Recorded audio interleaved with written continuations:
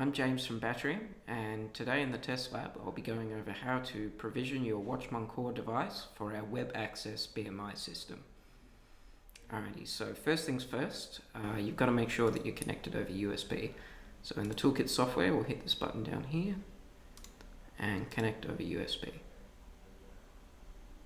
Alrighty, you can see that one's worked. The next thing to check is that your Wi-Fi signal is good. So we can head to menu and telemetry here.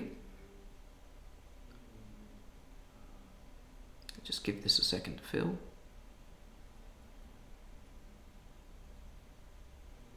Alrighty, so we can see that supervisor Wi-Fi is at 66%. Basically anything better than 50% is good enough for this process.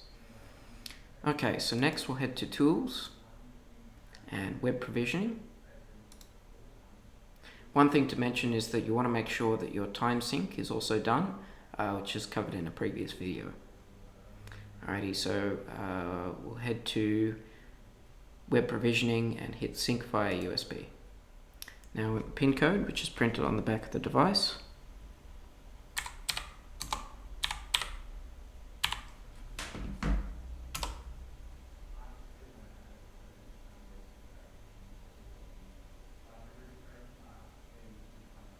And we'll just wait for this to complete.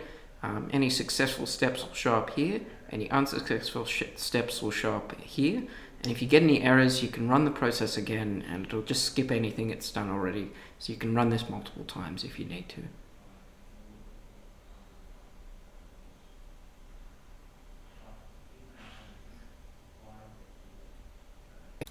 Alrighty, that's all you need to do to provision your WatchMon device for use with the cloud.